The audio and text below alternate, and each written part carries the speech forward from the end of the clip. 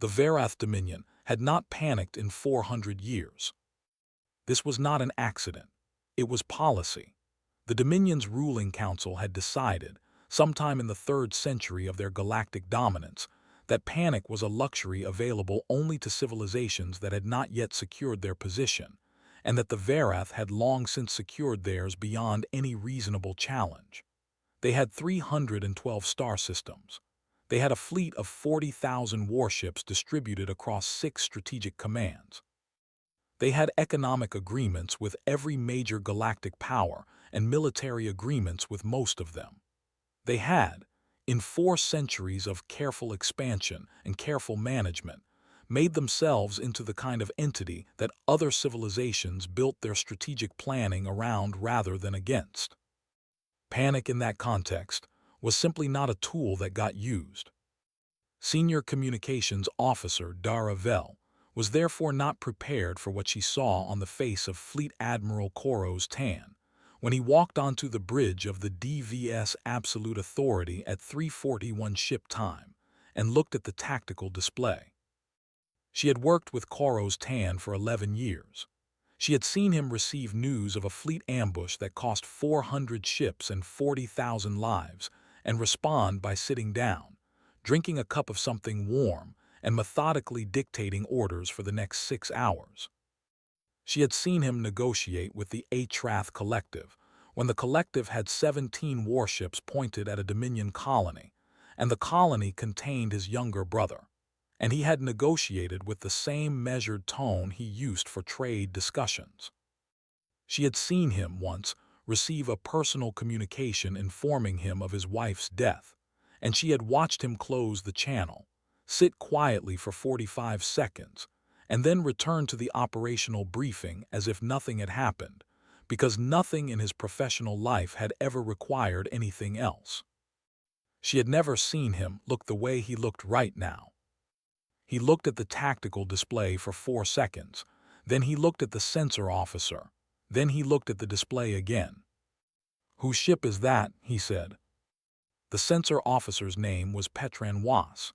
He was 26 years old and had been on the Absolute Authority for 8 months, and this was the worst 8 months of his professional life to end on. "Sir," he said carefully, "long-range identification reads as human manufacture. United Earth Defense Force Registry. Vessel designation." He paused. "Sir, the designation is UEDS unconditional." Koros Tan looked at the display.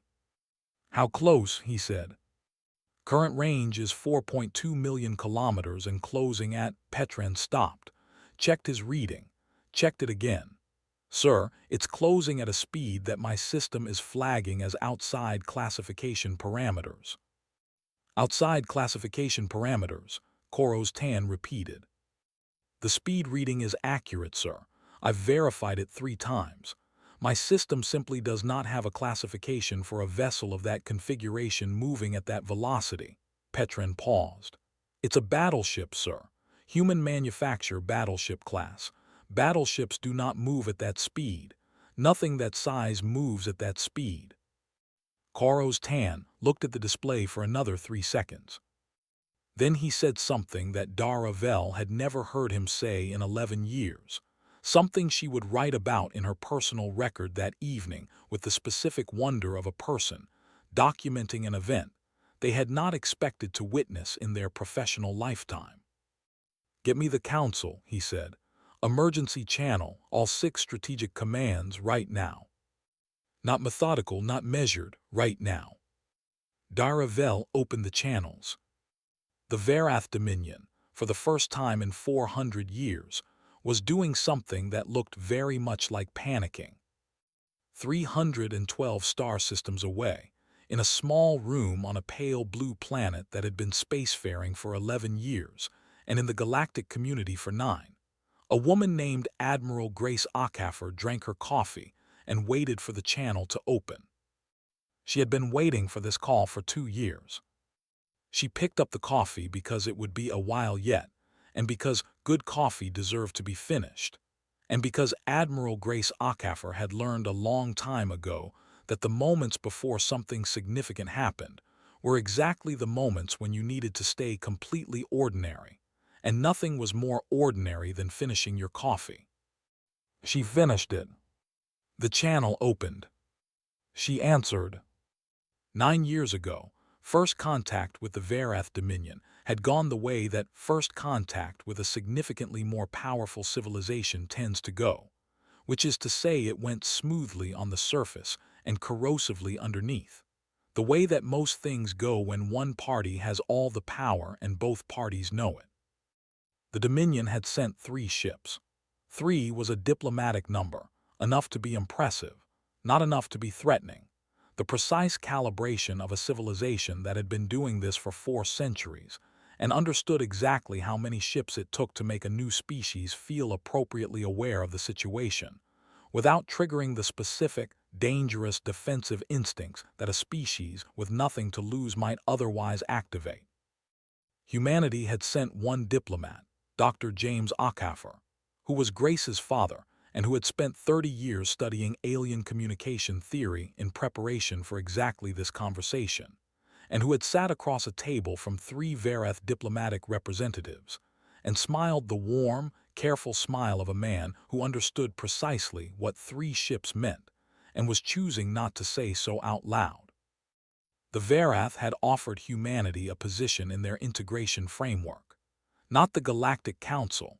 The Dominion had its own framework, a parallel structure that they preferred to the Council for interactions with developing civilizations, because the Dominion framework gave the Dominion considerably more control over the terms of the relationship. The integration framework came with access to galactic trade networks, Dominion-approved technology transfers, diplomatic protection, and a seat at a table where every other seat was occupied by civilizations that had already accepted Dominion terms and had spent the subsequent decades learning to be grateful for them. James Ackaffer had read the framework carefully. He had read it twice. He had asked 4 questions, each one more precise than the last, and he had received answers that were technically accurate and operationally meaningless in the way that answers from very powerful entities tend to be when they are designed to satisfy the question without satisfying the questioner. He had thanked the Dominion representatives for their generous offer and said that humanity would require time to review the terms and would respond through official channels. He had come home. He had sat down with his daughter, who was at the time a Navy captain with a reputation for a specific kind of strategic thinking that her superiors alternately found invaluable and exhausting, and he had put the integration framework document on the table between them and said, "Read this." She had read it. She had looked at her father. "How long do we have," she said, "before they stop asking?" He had thought about this. 10 years, he said, maybe 12. They are patient, but they have not had a developing civilization decline integration in 2 centuries, and I do not think their patience for that outcome is as long as their patience for most things. Grace Ackaffer had nodded. She had looked at the integration framework document for a long moment. "Then we have 10 years, she said. "To do what?" her father asked. She had looked at him with the expression that her superiors found exhausting and invaluable in equal measure.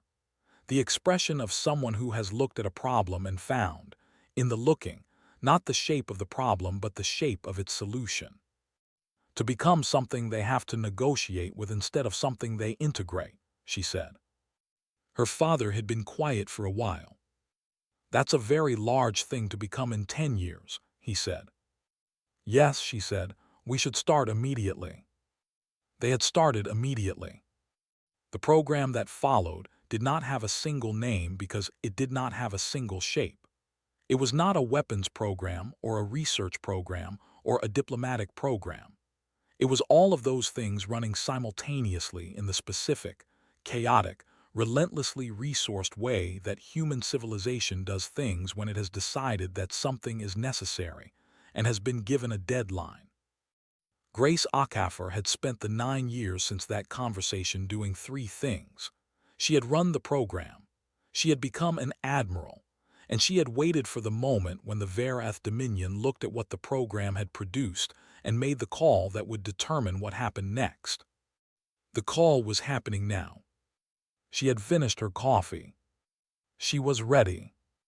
The Varath Dominion's Emergency Strategic Council assembled in 17 minutes, which was 11 minutes faster than the emergency protocol specified, and a fact that would be noted in the official record, and that Koros Tan would later describe as the first concrete evidence that the situation was genuinely unprecedented.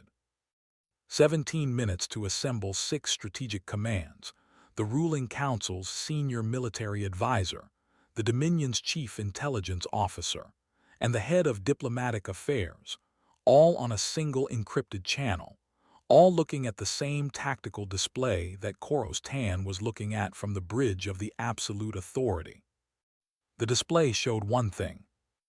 One vessel, human manufacture, United Earth Defense Force Registry, designated UEDS unconditional, currently at 3.8 million kilometers and closing, still at the speed that Petran Wass's system had declined to classify.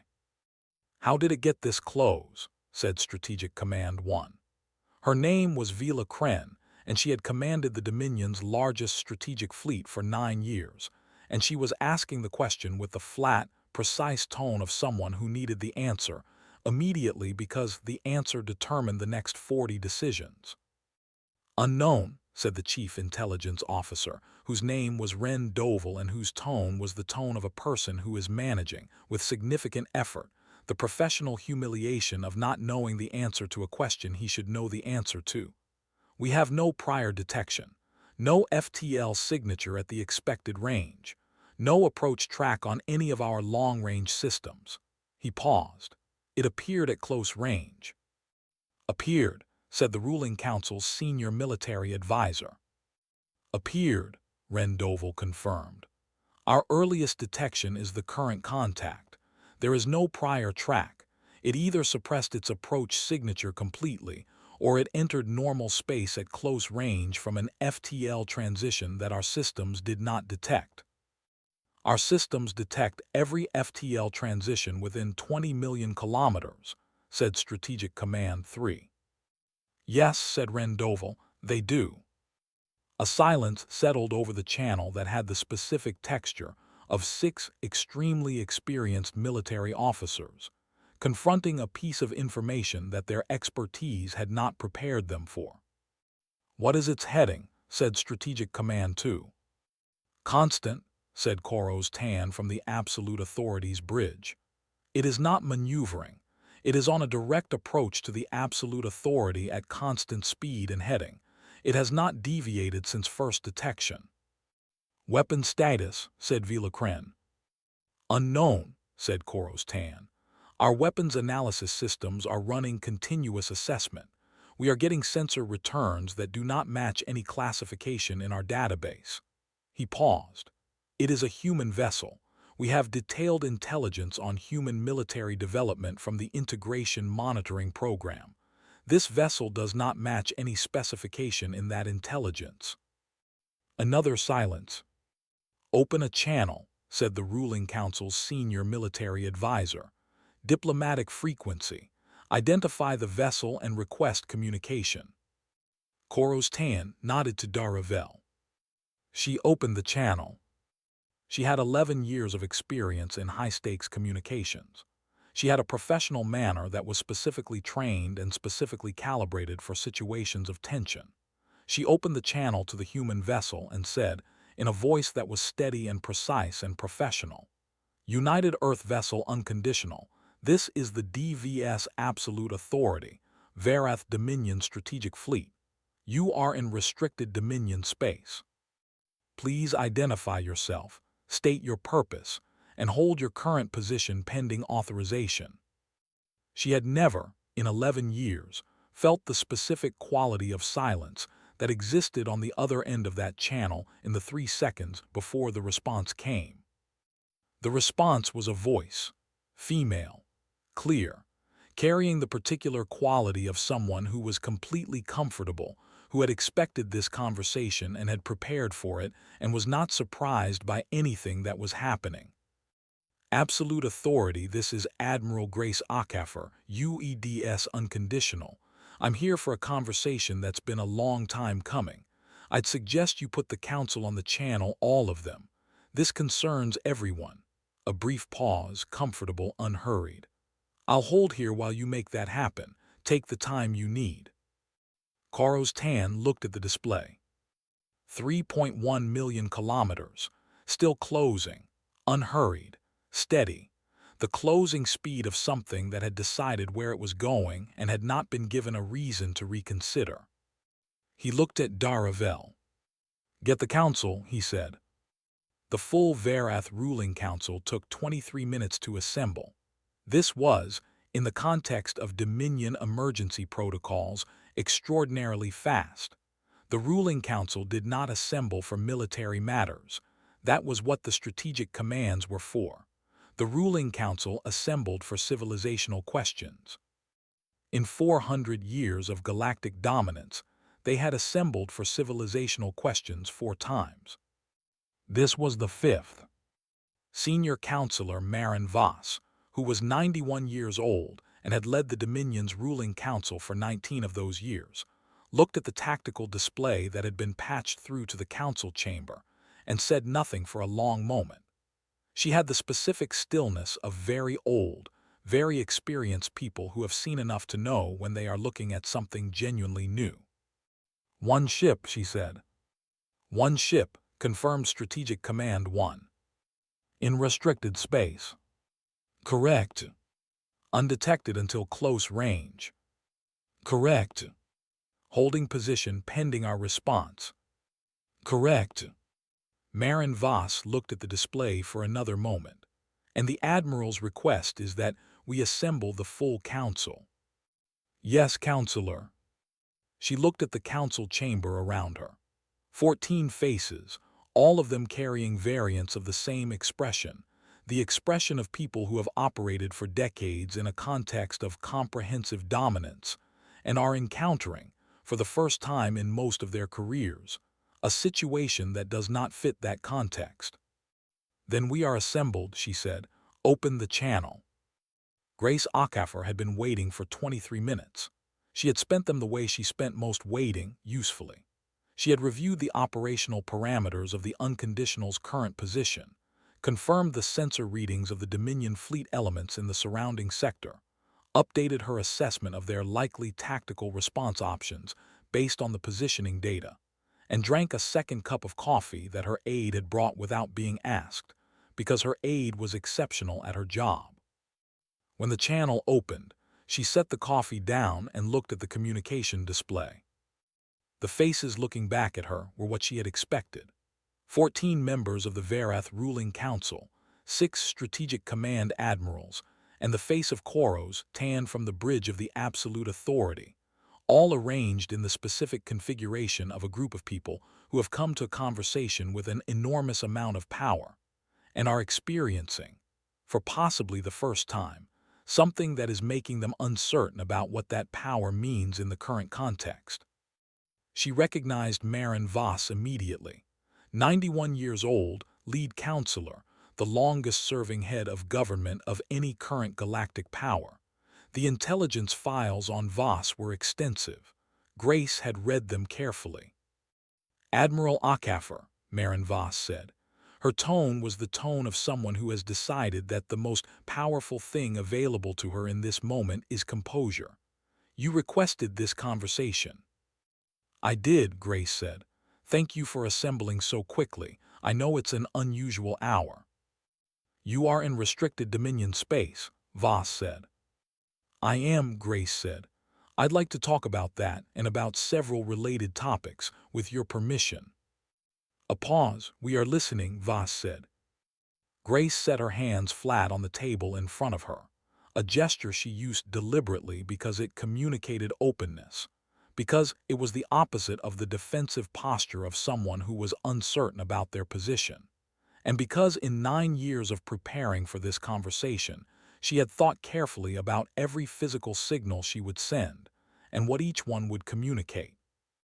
"9 years ago," she said, "your Dominion offered humanity an integration framework, My father reviewed it and came home and told us what it meant. We've had 9 years since then to consider it." She paused. "We'd like to formally decline." The silence on the channel was the silence of 20 people processing a sentence that none of them had, in the full preparation for this conversation, expected to be the opening one. "You are declining," Voss said carefully. "The Dominion Integration Framework." "Yes," Grace said. "We appreciate the offer. We understand what it represents in terms of the Dominion's relationship with developing civilizations, and we understand that it has been a successful framework for a very long time." Another pause. "It is not the relationship we want with you." "And what relationship," Voss said, "do you want with us?" "An equal one," Grace said. "Mutual recognition, mutual sovereignty, mutual respect for borders and interests. The kind of relationship that the Galactic Council's charter describes in its foundational paragraph, and that the Dominion Integration Framework in practice does not reflect." Voss was quiet for a moment. When she spoke, her tone was still composed, and carried underneath the composure something that in a less disciplined person would have come out as the specific edge of someone who has been doing something a very long way for a very long time, and has just been told, by a civilization that has been spacefaring for 11 years, that their approach is not the approach the new civilization wants. "Admiral Akaffer," she said, "the Dominion Integration Framework has been accepted by 47 civilizations over 4 centuries. It has produced stability, prosperity, and galactic order for a significant portion of the inhabited galaxy. We have offered it to humanity as a genuine gesture of—" "Counselor Voss," Grace said. The interruption was soft, not rude. The specific interruption of someone who has heard the speech before, who has read it in its prepared form and its improvised variations, and who has something more useful to say than waiting for it to finish. "I have read the integration framework, all 47 versions of it, including the versions offered to civilizations that are now members of the Dominion structure. I understand what it offers. I also understand what it costs." She paused. "We are not interested in paying that cost." Voss looked at her steadily. "And what gives humanity the position from which to make that determination?" Grace had been waiting for this question. It was the question the entire conversation had been moving toward. It was the question that every previous civilization had been unable to answer in a way that changed the Dominion's calculus, because every previous civilization had come to this conversation without an answer that the Dominion was required to take seriously. Grace had spent 9 years building an answer the Dominion was required to take seriously. "I'd like to show you something," she said. "On your tactical displays, please ask your sensor operators to run a full sector scan. Current range, full spectrum. Tell me what they find." Voss looked at Strategic Command 1, a nod. The scan ran for 45 seconds, which was, Grace knew, approximately 44 seconds longer than it needed to run to find what she wanted them to find. The sensor officer on the absolute authority spoke first. His voice had a quality that Daravel had never heard in it before and would not hear again. "Sir," he said to Koros Tan, "I'm reading contacts, multiple contacts, sector-wide." A pause. "Sir, I'm reading contacts at every strategic position in the sector. Every one of them is inside our perimeter. Every one of them." His voice dropped slightly. "They're all human vessels." Koros Tan looked at his display. He had been an admiral for 22 years. He had looked at tactical displays in 6 combat situations and 200 training exercises, and a number of tense diplomatic standoffs that never became combat situations. He had never looked at a tactical display and felt what he felt right now, which was the specific, disorienting sensation of a professional who has operated their entire career with a comprehensive understanding of the boundaries of their domain, and has just discovered that those boundaries were not where they thought they were. His display showed the unconditional at 3.1 million kilometers. It also showed 22 other contacts, all human vessels, all inside the Dominion perimeter, all at positions that represented, in tactical terms, comprehensive coverage of every strategic asset in the sector. None of them had been there an hour ago. None of them had triggered a single detection system. All of them were simply present, the way that the unconditional had been simply present when Petran Wass's scanner found it, not arriving, just there, as if they had been there all along and the Dominion systems had simply not been informed. How Koros Tan said, not to anyone specifically, to the room, to the situation. There was no answer from the room. The room did not have one. On the channel, Grace Akafer waited a carefully measured moment, not long enough to be theatrical, long enough for the information to settle. "The vessel you identified first is the unconditional," she said. "She is our most visible asset in the sector today. The others have been here for longer." A pause. "We've been watching this sector for some time." The silence on the channel had a different texture now. It was the silence of 20 people who have just had a piece of information land in a specific way. Not the information itself, exactly, but the implications of the information unfolding in sequence, each implication connecting to the next, producing a picture that was arriving faster than any of them could fully process, while also being expected to maintain composure on a recorded diplomatic channel. Marin Voss, to her considerable credit, maintained composure. "You have developed significant stealth capability," she said. "We have developed several things," Grace said. "Over 9 years, with a specific goal in mind." She paused. "Counselor Voss, the Dominion's integration framework works because the civilizations that receive it understand correctly that declining it has consequences they are not positioned to manage. The framework is generous in relative terms for exactly this reason. It does not need to be punitive because the alternative is clearly worse." Another pause.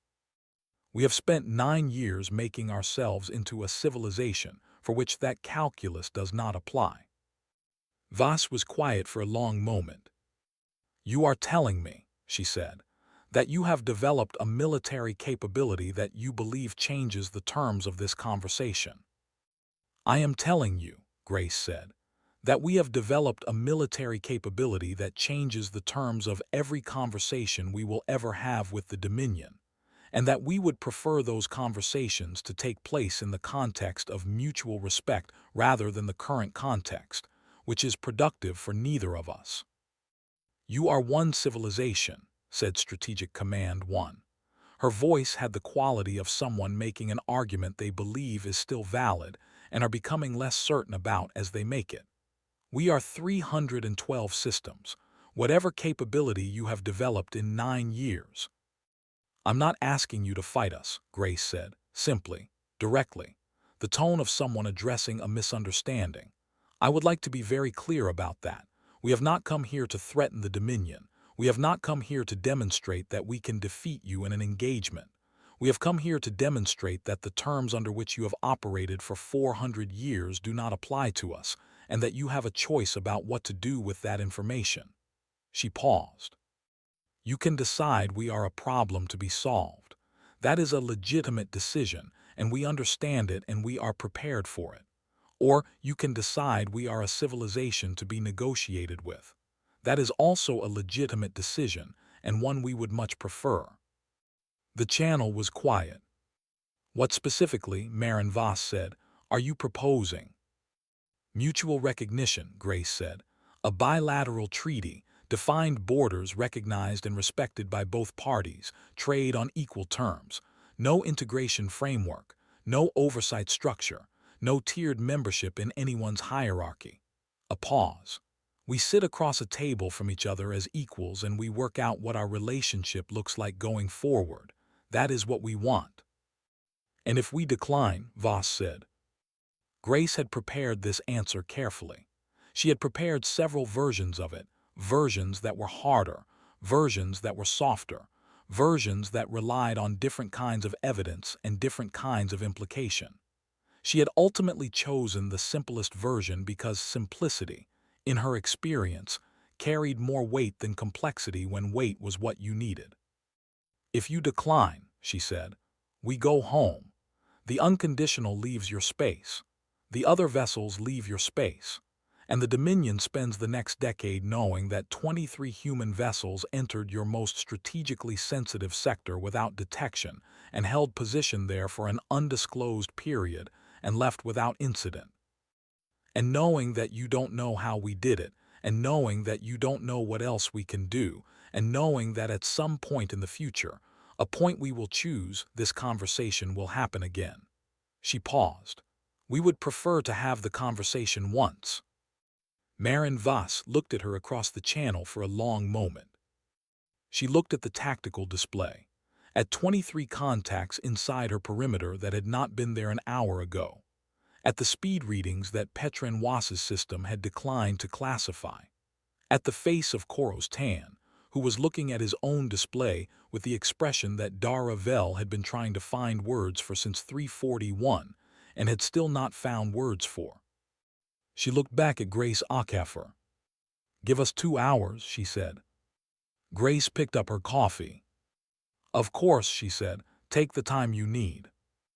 The 2 hours that followed were the most significant 2 hours in the Verath Dominion's internal deliberations in 400 years, and the record of them, when it was eventually declassified 3 decades later, would be studied in diplomatic institutions across the galaxy for the quality of the deliberation rather than its outcome, because the quality of the deliberation was remarkable, not because it was good, exactly, but because it was honest in a way that the Dominion's internal records were not usually honest, because the situation had stripped away the usual architecture of institutional certainty and left the Council with the raw materials of the actual question. The actual question, as Marin Voss stated it to the Council in the first 10 minutes, was not whether to fight humanity. That question had a clear answer. 23 vessels inside their perimeter with unknown capabilities and unknown numbers in reserve was not a situation that resolved cleanly in the direction of military action. And any Council member who looked at the tactical display and arrived at military action as the preferred response was either not looking at the display or not understanding what they were looking at. The actual question was what it meant. What it meant that a civilization with 11 years of spaceflight had developed stealth capability that made the Dominion's sensor network irrelevant. What it meant that they had developed drive systems and tactical positioning that had no equivalent in current galactic military technology. What it meant that they had done all of this in 9 years, which was not a long time, which was in fact a very short time, which raised a question about what 9 more years would look like that none of the Council members wanted to articulate out loud, but all of them were thinking about. Strategic Command 2, a hardliner named Vetheron who had built his career on the argument that Dominion security required comprehensive management of developing civilizations, spent 40 minutes making the argument that this was exactly the scenario that the integration framework was designed to prevent, and that the correct response was to treat humanity's position as a demonstration of the necessity of faster integration, not grounds for the bilateral arrangement they were requesting. Marin Voss listened to him carefully. Then she said, Veth, they are already outside our framework. The framework that prevents this scenario failed to prevent this scenario. Arguing that the solution is a stricter version of the thing that failed is an argument I am going to need more from you than conviction to find persuasive. Vetheron was quiet. The Diplomatic Affairs Director, a woman named Sira Lan, who had spent 30 years working with developing civilizations under the integration framework, and who had, over those 30 years, developed a nuanced understanding of the framework's limitations that she had expressed in 17 internal memos that had never been acted on, said that, in her professional assessment, the bilateral arrangement being proposed was not a loss for the Dominion. It was a recalibration. The framework existed to manage civilizations that required management. A civilization that demonstrably did not require management in the conventional sense was, by definition, a civilization that the framework was not designed for. We have never, Sierra Lan said, had this conversation before. In 400 years, we have never sat across from a developing civilization and needed to think about what we say next. She paused. That fact is itself the most important data point in this discussion.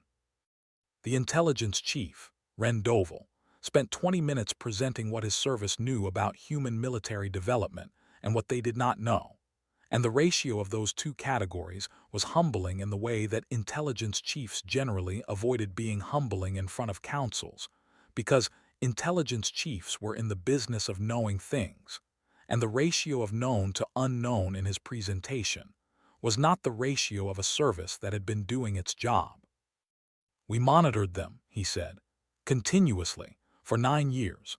We tracked their technology development, their military programs, their industrial capacity, their research directions. We produced quarterly assessments. He paused. Every quarterly assessment concluded that human military development was proceeding along a trajectory consistent with a Class 4 civilization developing under standard galactic technology exposure conditions. And clearly it was not, Marin Voss said. Clearly it was not, Ren Doval agreed. What I cannot tell you is why our assessments were wrong, whether they were actively deceived or whether we were looking for the wrong things or whether human development simply produced outcomes that our assessment framework was not designed to identify. Another pause. I suspect all three. I cannot prove it. What can you tell us, Voss said, about what they actually have? We know what the sensor data from this morning shows, Doval said. We can extrapolate from that. Beyond that extrapolation, I can tell you honestly that I do not know, and I think it is important that the Council understands that I do not know, because a decision made on the assumption that my estimates are reliable is a decision made on a foundation that this morning has demonstrated is not reliable. It was the most honest thing Ren Doval had ever said in a Council session. He had expected it to be poorly received. Instead, Marin Voss nodded slowly and said, "Thank you for that." At the 1 hour and 40-minute mark, Marin Voss called for a council position vote. The vote was not unanimous. Veth Oran voted against. 2 other council members abstained. 11 voted for. Marin Voss opened the channel to the unconditional. Grace Acaffer answered on the second ring. She was on her second cup of coffee, which she set down. "Counselor," she said. "Admiral," said Marin Voss, "the Dominion is prepared to discuss a bilateral arrangement along the lines you have described. We would like to propose a formal negotiating session at a location of mutual agreement within the next 30 days. Grace was quiet for a moment, just a moment. "We accept," she said. "We will have a location proposal to you within 24 hours. "Very good." Voss paused. "Admiral, I have a question, a personal one, not a diplomatic one. You may decline to answer." "Ask it," Grace said. "The stealth systems, the approach capability, the drive performance." Voss paused. "How long have you had them?" Grace was quiet for 3 seconds. "Long enough," she said. Voss absorbed this. "And the 23 vessels in our sector?" "Will be gone within the hour," Grace said, "as promised." Another pause. "Admiral Acaffer, when your father met with our delegation 9 years ago, did he know then what humanity was capable of?" Grace looked at the photo on the wall of her office that she had put there 8 years ago, when the program was 6 months old and the outcome was still theoretical. Her father, at a table across from 3 Verath diplomats, smiling the warm, careful smile of a man choosing not to say what he was thinking. "My father," she said, "knew what humanity was going to be capable of. He went home and told us we had 10 years. A pause. We took 9. The channel was quiet for a moment. "He was a good diplomat," Marin Voss said. "He was a great one," Grace said. "He understood that the most important conversation is the one you prepare for before it happens." Voss was quiet for a long moment. Then, in a tone that was as close to unguarded as Grace had heard from her, "We were not prepared." "I know," Grace said, not unkindly. "We were counting on that." The channel closed. Koro's Tan stood on the bridge of the absolute authority and watched his tactical display. He watched the 23 human contacts hold position for exactly 37 minutes after the channel closed. Then they began moving, not dramatically, not with the speed that had made Petran Was read his numbers twice. They moved with the unhurried certainty of vessels that have accomplished what they came to accomplish and are leaving because the work is done, not because they have been asked to leave or because anything has required them to leave. They moved toward the sector boundary and across it, one by one and then in groups, and each one disappeared from his display, not in the gradual fade of a vessel moving to the edge of sensor range, but in the immediate, complete absence of a vessel that has decided to be undetectable. There and then not there. 23 vessels that had entered his sector without triggering a single system, held position for an undisclosed period, participated in a diplomatic exchange that had resulted in the Varath Dominion agreeing to bilateral negotiations for the first time in 4 centuries, and then left the same way they arrived. The last contact, the unconditional herself, held position the longest. She was still on his display when the others were gone, sitting at 3 million kilometers with her steady, unclassifiable readings, and Koro's Tan looked at her on his display and thought about 11 years of spaceflight producing something that his sector's entire sensor network had failed to detect. He thought about the 9 years between humanity's first contact with the Dominion and this morning. He thought about what 9 more years looked like. The unconditional's contact faded from his display at 6:11, not gradually, immediately, present and then absent the way she had been absent before Petran Was found her at 3:41, the way all 23 of them had been absent until they chose not to be. Daravel said quietly from her station, "Sir, the sector is clear." Koro's Tan looked at the display for a long moment. "Log the incident," he said. "Full record, every sensor reading, every communication, every tactical data point we have from 3:41 to 6:11. He paused. "Classified highest level. Council eyes only." "Yes, sir." A pause. "Sir, what do I list as the incident type?" Koro's Tan thought about this. He thought about 400 years of Dominion policy, about the integration framework and the 47 civilizations, and the careful management of developing worlds, and the comprehensive sensor networks, and the strategic commands, and the 40,000 warships distributed across 6 commands, and the entire architecture of a civilization that had not had to reconsider its foundational assumptions since before most of those warships were built. He thought about one ship appearing on a scanner at 3:41 and a sensor officer reading his numbers twice. He thought about 22 more appearing on a sector-wide scan that had been running continuous monitoring for 9 years and finding nothing until the moment the human vessels decided to be found.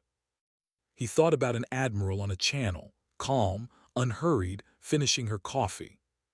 "List it," he said, "as a diplomatic contact." He paused. "List it," he said, "as a successful one."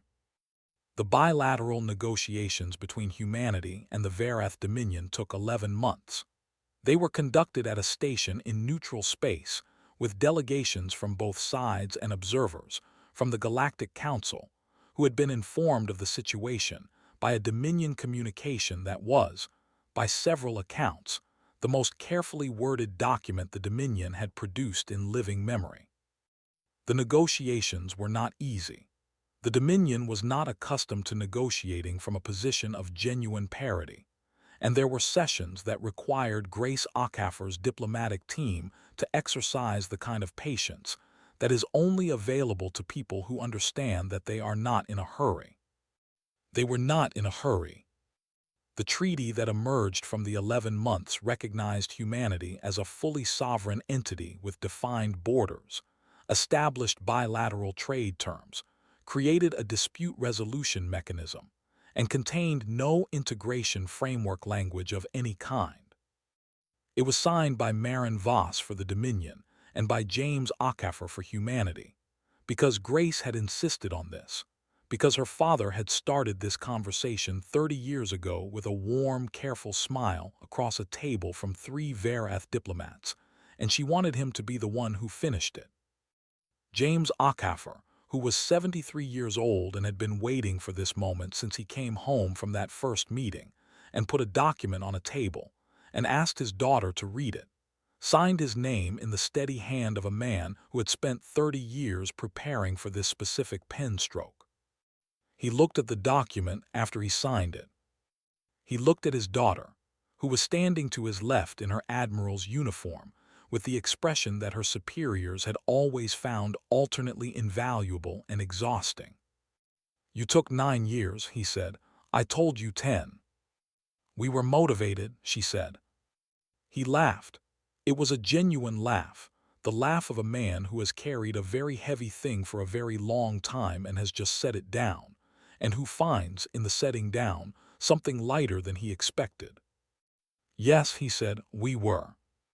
He looked at the signed document. He thought about 3 Verath ships arriving at Earth's outer approach 11 years ago. 3 ships because 3 was the precise diplomatic calibration of a civilization that understood exactly how many ships it took to communicate a specific message to a new world. He thought about his daughter at a console 9 years ago, looking at an integration framework document and asking, "How long do we have before they stop asking?"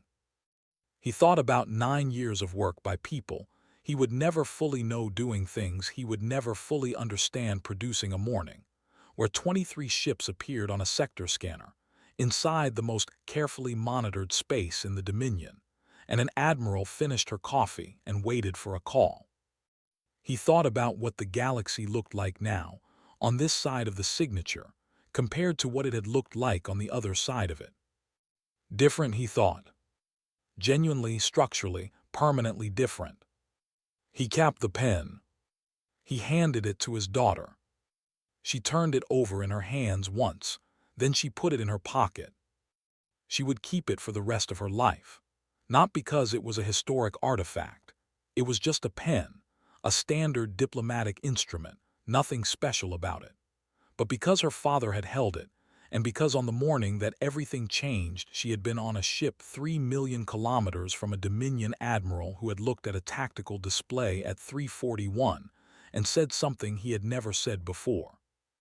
And because the pen was the last part of the story, and the story deserved an ending you could hold in your hand. She put it in her pocket.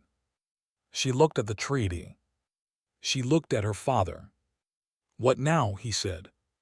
She thought about the 9 years behind them, about the 9 years ahead, about the galaxy as it now existed, with a bilateral treaty in a drawer and a Dominion that had updated its foundational assumptions for the first time in 4 centuries and 47 integrated civilizations, who were going to read the treaty text in the next 48 hours and begin asking their own questions.